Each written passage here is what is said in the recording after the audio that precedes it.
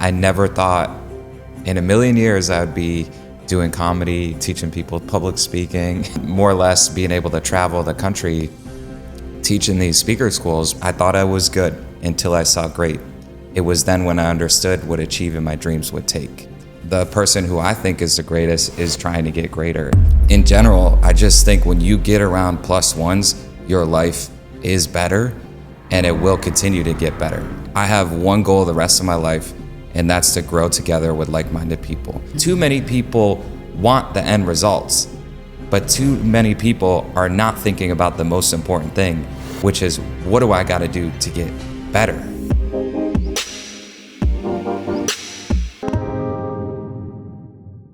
Hi, my name is Celeste Moore. I'm a certified image consultant, and I help entrepreneurs, C-suites, master and discover their own unique style so that they can command any room that they walk in.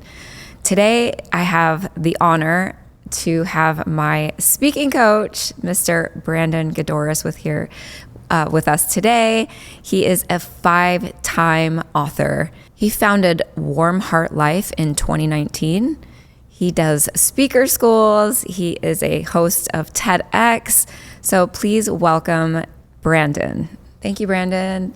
Well, thank you so much for having me. It's really inspiring to be here in Miami with you, talking about different things from speaking to image, and I'm excited to see where the conversation goes today. Yeah, definitely. I just kind of want to tell everybody how I met Brandon, because this is kind of the world of entrepreneurship. We actually met through a friend at an event this just past May, through a photographer friend who she does a lot of stuff for your events, Beth Brown. And she was like, you've got to meet this guy. You know, she talked about Carl and then she talked about you. And then we just jumped on a quick 15-minute coffee chat that you have with a lot of people. Little did I know that I truly needed your help, because I was preparing for my first big keynote speaking event in Vegas. And the coach that was originally hired to help me just wasn't helping me. And I'm so grateful that I was able to really start working with you, because if not, that speech would have not happened the way it did. So grateful for that. But all in all, I went to your first speaking school. So let's start with kind of how you got into being a public speaker and coach in that matter. Yeah, so when I was younger, I was not good at speaking. I was very monotone. I didn't have a lot of tonality, and I never thought in a million years I would be doing comedy, teaching people public speaking, more or less being able to travel the country, teaching these speaker schools. But I got to give my freshman in college speech coach a lot of credit. So when I was a freshman at Methodist University, we had to take this communications class, and I was getting C's and D's and really struggling. And I was an A and B student, so it was very frustrating to not understand how to do better in this class. Mm-hmm. So I asked my teacher, I said, what the heck do I got to do to get a better grade? And she said, Brandon, if I were you, I'd talk about something you're passionate about. So I was like, what the heck am I passionate about? And I said, you know what? I'm passionate about my childhood crush, Shania Twain. And so I did a speech on Shania Twain, and not only did I get an A, but I'm up there, I'm singing her songs, "You're Still the One That I Want." And people are laughing, the teacher was laughing. And not only did I get an A on that assignment, but what ended up happening is over a decade later, there's still multiple people from that class that remember that speech. So now I'm thinking, okay, if I start talking about stuff I'm passionate about, mm-hmm. maybe there's a chance that I can keep doing this public speaking thing.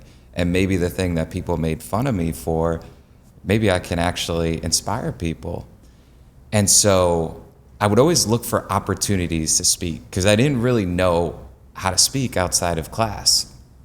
So I played golf. There was about 200 golfers in our program, and we would have these tournaments every year. And before the tournament, we'd get together at someone's apartment, we'd have mimosas, and we'd just get fired up to be able to play a group golf tournament, because golf is an individual sport. So anytime you got the boys together, it felt very exciting. And so I would stand up on the kitchen countertop and I would give them pep talks before the round. And what that did is it helped me start to build confidence, spreading a message to people. And I would sit in bed at night visualizing the 3 points that I wanted to get across. At one time, my buddy, I think this was our senior year, my buddy recorded me giving this speech. And what I know now, it amazes me how similar the way I thought back then relates to developing a keynote speech. And I would think about the 3 points. I would think about how to get people involved. Like, we had this bar sponsor us called the Dog Pound. And I remember after every point, I would be like, let me get a hoo hoo. And then they would go, hoo hoo. And so I was learning crowd engagement without any real structure. And then when I was 23, fresh out of college, I was in personal training. And I was in Greenwich, Connecticut, a very high-end, very wealthy town. And the main trainer there was getting paid $275 an hour. And this is close to 10 years ago. So $275 an hour for a trainer back then was a lot of money. And I said, what the heck are you doing? And she said, well, I hired this business coach, and then I took this speaker school. And in this speaker school, she had started to explain how she started to learn not only how to get paid to speak, but how to get engagements all around the world. Like, she was getting paid to go outside of the US to go speak. Wow. And so I said, maybe I should take this speaker school. And then when you're fresh out of college, anything over $1,000, you're kind of like, oh, this is a big investment. And so a couple years later, I was like, you know what, I want to give this a shot. And I took that speaker school. And it's funny because walking in here, I got asked about Toastmasters. Like, what do you think about Toastmasters? And I have nothing against Toastmasters. I did it when I was younger. And then when I took a speaker school from someone who made a living speaking, I saw a whole different lens of where you could go.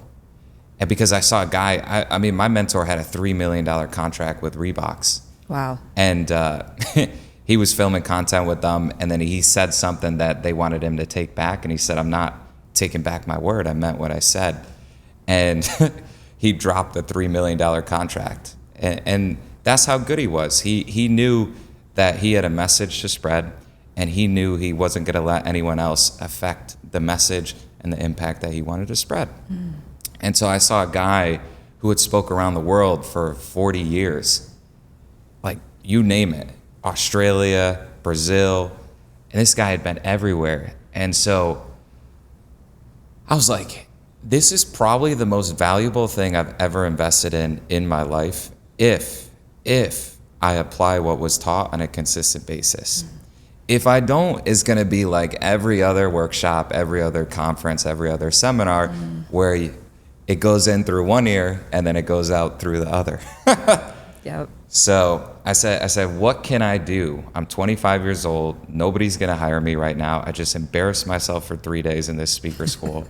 Like, if you've ever been through a speaker training and you can relate, you get up there, you get feedback in front of everybody. Your mind is going a million miles per second, thinking about what to say, how to say it, what other people are thinking. And it's very embarrassing. And then you think you're a good speaker going in, and then going out, you're like, holy crap, I have so much to work on. So I was like, how can I start working on this stuff? And so at the time, I was too embarrassed to post on my personal page. So I created a bucket list page called Warm Heart Life. And I said, I am going to make 4 posts a week, and I want them to be mostly videos. And because they were mostly videos, I was able to get a lot of practice speaking. And then that led to mentoring high school and college students. And then that led to having a conference.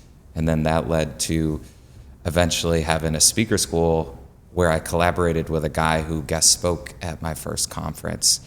And now over 3 years later, we just finished our 20th one teaching together in Miami, Florida. Congratulations. Thank you. And we were lucky enough to have you there. And it's just very inspiring. I told everyone last night, I said, teaching these speaker schools has given me a sense of gratitude and fulfillment that I don't think would have ever been possible in life unless I did these. And to see people grow, to see people form this sense of community, and to see people get around other like-minded people, it's very, very inspiring. And I'm very grateful to have met you through this process as well.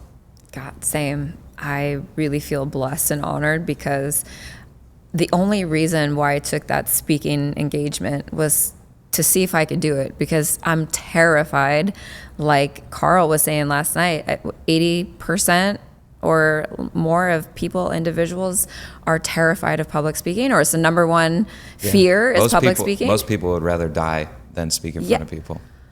Insane. So I said, which is like, it's terrifying. And for me, I want to push myself every year to do something that scares the shit out of me. And so, but I wouldn't have delivered my speech the same if I didn't go by the formula that you taught me. I mean, you taught me how to bring comedy into it. You taught me how to bring emotion into it, because we all have stories, but you have to do it in a way that's relatable to the crowd. Mm-hmm. And so I continue to learn through your speaker schools. I continue to learn from our experience with one-on-one.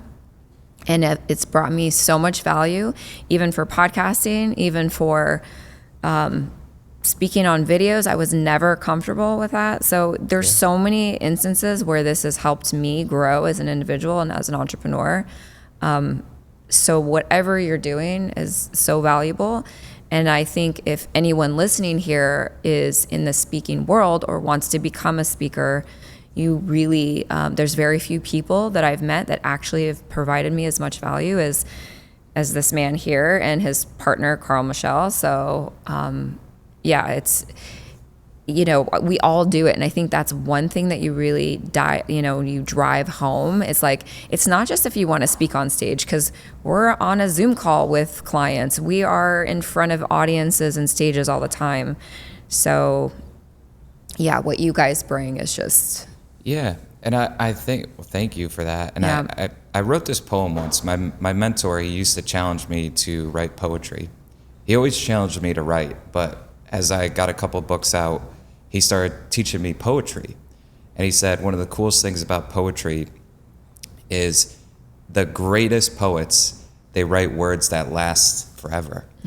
And so I wrote a lot of bad poems, but the one poem that I think will stick with me the rest of my life is, it's very short. It's called Becoming Great. And I thought I was good until I saw great. It was then when I understood what achieving my dreams would take. And what that is about is, you could think you're really good at something.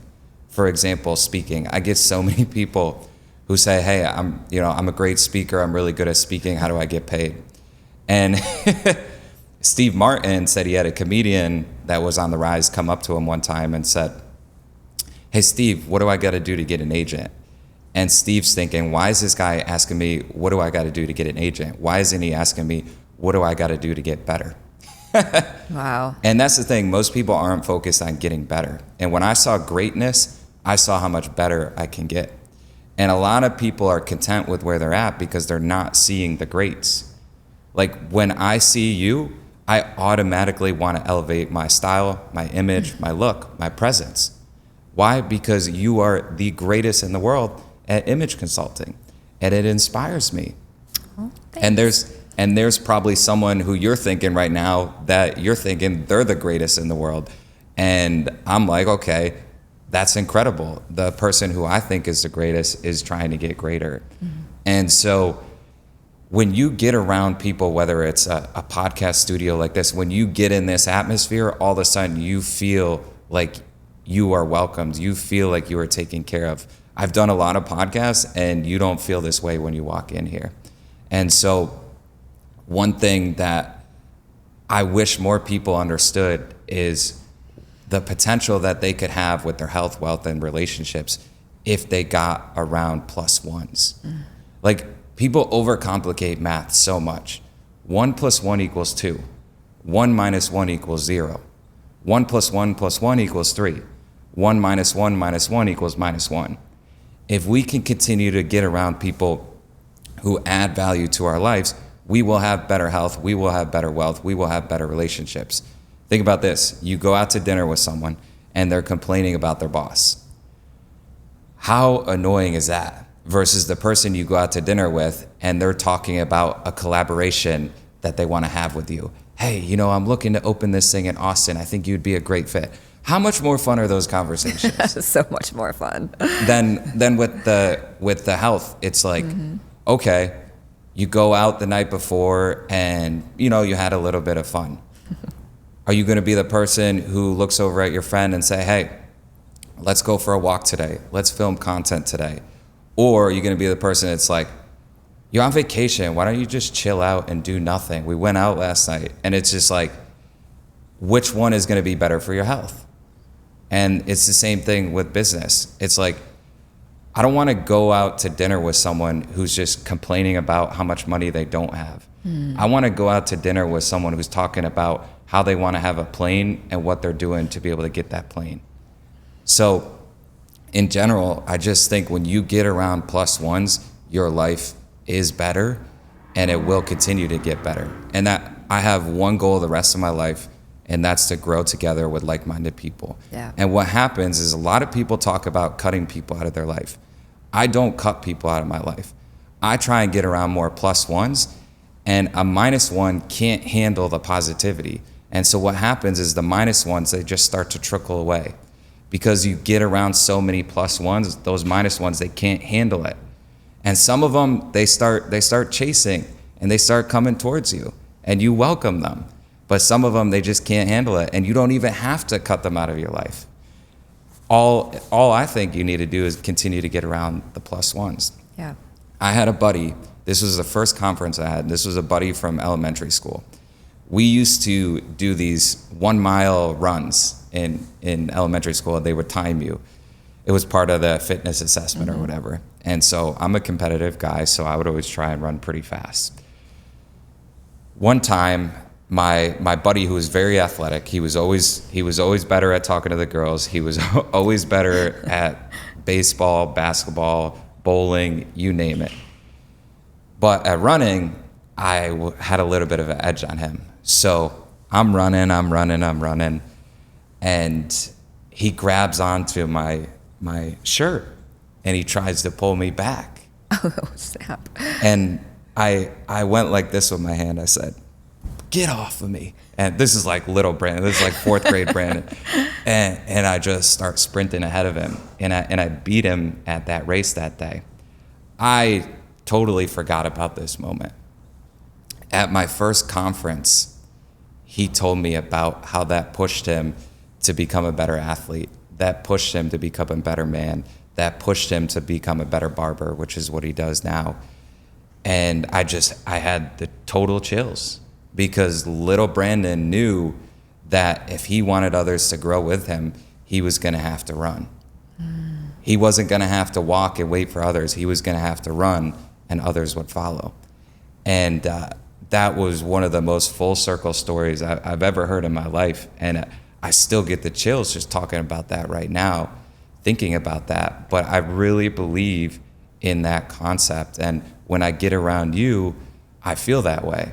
So I'm really grateful to be on this podcast today and to be able to have this conversation with you. Thank you for sharing that story. It's very insightful, and I've never heard that one before. So yeah, I 100% agree with everything that you've said today.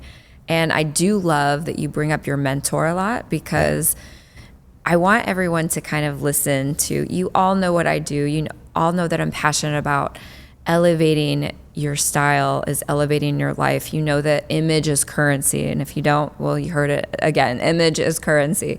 And your mentor really drove in the fact that you need to show up in a certain way, and especially for people that want to get on stage. Can you please share with us today, like, some of the points that you drive home to your audience and things that you learned from your mentor? Yeah, when I took the speaker school from him, his name's Thomas Plummer, I was surprised that a lot of what he was talking about had nothing to do with putting together a speech or what you were saying. A good part of it was, but he was talking a lot about how you walk into a room, not just the way you dress, but just the way you walk in general. Mm-hmm. He was talking about how you hold yourself at dinner, and it was really interesting because I had kind of learned a little bit of this stuff in college because I went to school to be a golf pro, so you learn this stuff a little bit.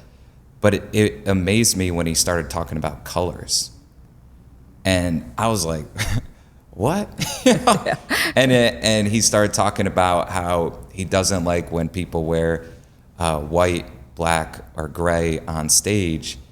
And I'm thinking, that's every shirt that I have.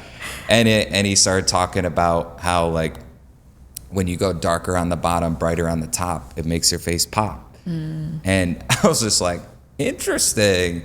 And then I would see that. I would see someone wearing like red pants and then a black shirt, and then you're looking at their pants the entire time. And so I was not an expert at this at all, but that started to open my eyes to kind of try and figure out, like, hey, what colors work better on me, what colors don't. I had no idea there was professionals out there like you that actually do this. And I think that's why I've always been so aligned with you, is because my mentor planted that seed, and I would always look for different things. So I would look for speakers who had similar skin tone as me, and I would see what they were wearing that I thought looked good and what I thought didn't. Mm-hmm. And then I started noticing, like, purple and red were better colors on me than gray and black as far as on the top. Mm-hmm. And so then he started talking about how when you're on camera or when you're on stage, try and eliminate stripes or patterns because it could be distracting to the eyes. And then I would see speakers get up on stage with polka dot shirts, and my eyes would be like, going everywhere. And then I would see striped shirts on camera, and you would see the little like lines that are wavy line things. Mm-hmm. And so I started to pick up on a lot of these things because he planted the seed. And then to hear the stuff that I've learned from you, just hearing you talk about how you look at color, it's been fascinating. And so I shared this story with you, but I had an ex-girlfriend of mine that I am still friends with, and we were out to dinner, like 6 of us. And she said this a little while back. She said, Brandon, there's something different about you. But she's like, I don't want it to like sound flirty or anything, but yeah, there's something I've noticed about you that has been different, and I haven't been able to figure it out. And at that dinner, she figured it out because I had posted a testimonial about you and what you do. And she said, Brandon, you have been wearing different colors, and I feel like that has allowed me to look at you in a totally different way. Mm. And I don't know why. Like she's just like, I don't know why. But when I saw that you had been talking to an image consultant, getting advice from her, she's like, that was it. And I was wearing a greenish color that day, and she's like, and this is a perfect example. Like, this color is so much better on you than what you used to wear. It's a good compliment. So I got a kick out of that. So, especially as an ex, to know like there's something that you look better when we were together or something. Yeah. That's like, ooh, okay. Yeah, that's a compliment. So that came out of nowhere, and I wasn't expecting that, but that's awesome. Yeah.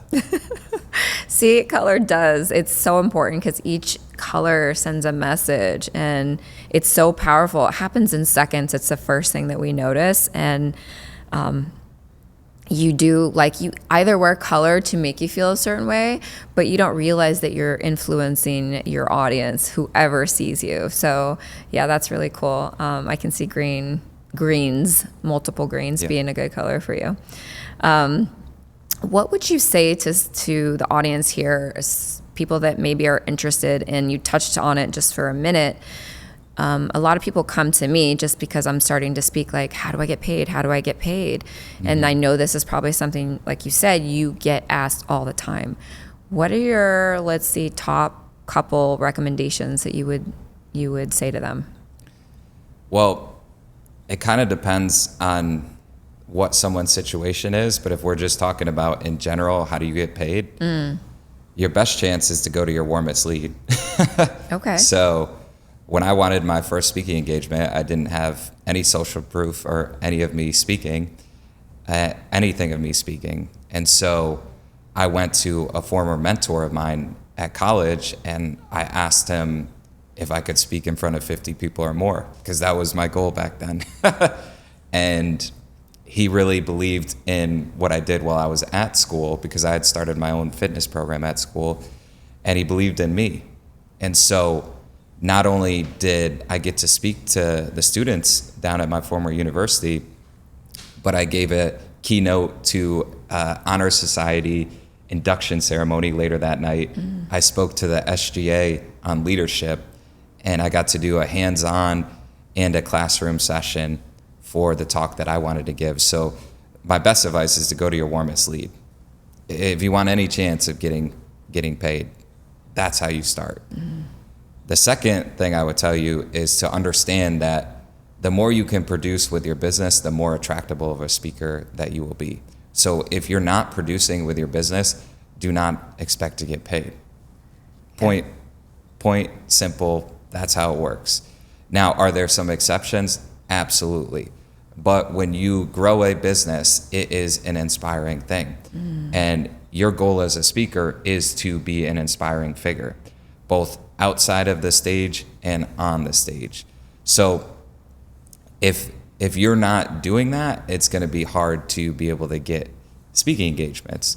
Now, with that said, the quickest way to get paid is through actually hosting an event with your business. So, for example, you could have a $25 event. You could have a $25 event, and you could get 8 people, and you could have it at your house, and all of a sudden you get $200 for getting 8 people at your house. And maybe you buy $20 worth of snacks, or you tell other people to bring a dish. And then all of a sudden you're getting $200, and you're probably in the beginning phases of your speaking, so you're probably only going to want to talk for 15 minutes. And so now you get $200 for 15 minutes. But most people don't think like that. They're like, oh, I got to rent out the venue, I got to do this, I got to do that. And it's just like, now they're going to lose money. But it's like, you can get paid right away by hosting an event that doesn't cost you a lot of money, and quite frankly, doesn't cost you a lot of time. Yeah. So my buddy Rob collaborated with this company, Hammer and Nails. It was a $100 event, and it was limited to 6 people. Wow. And the reason it was limited to 6 people was because Hammer and Nails is a grooming service, so we were getting a treatment. We had no idea what we were getting. We walk into this place, and he goes, surprise, you guys are all getting a pedicure. So I get my first pedicure, which, by the way, I will definitely plan on getting another one. Yes. It was phenomenal. And we're sitting there, we're chilling out, we're relaxing. And I'm a very on-the-go person. So anytime I get to do self-care stuff, I'm just like, I feel like it's almost better than sleeping, you know? So I'm just sitting there, and Rob gave a 30-minute-ish speech on self-care. So he collaborated with a venue. He sold a $100 ticket for the event, and he didn't have to get that many people there. And of course, many of us posted about that event. Nice. So I think people overcomplicate events, but my second piece of advice is to have an event. If you have a business, people need something to look forward to, and events are great ways to do that. So then my third point would be to actually go to events. When you can go to events and attend events, you're able to see other speakers who are getting paid. And then you're able to take notes on what they're saying. Maybe you're even able to talk to them at the cocktail hour after. to see what certifications they have, to see what it took to get them on that stage. And that gives you the feedback that I feel like you need. I meet so many speakers who say they want to get paid to speak, and they don't attend events. I have no sympathy for those people. I'm like, good luck getting paid if you're not going to go to events and see what other paid speakers are doing to be able to get on those stages.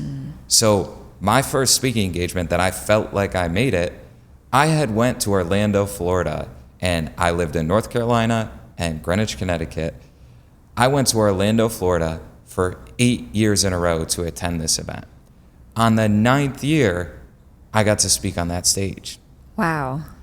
And what was crazy was not speaking on that stage. What was crazy is that a month prior to that, I had got voted top 50 in America as a golf fitness trainer, which was what I did in my previous career. So all of a sudden, because I would go to stages like that, eventually not only did I get to speak on that, but I was recognized as top 50 in America at what I did. And I was the youngest person on that list because I thought like Steve Martin, what do I got to do to get better? Too many people want the end results, but too many people are not thinking about the most important thing, which is what do I got to do to get better?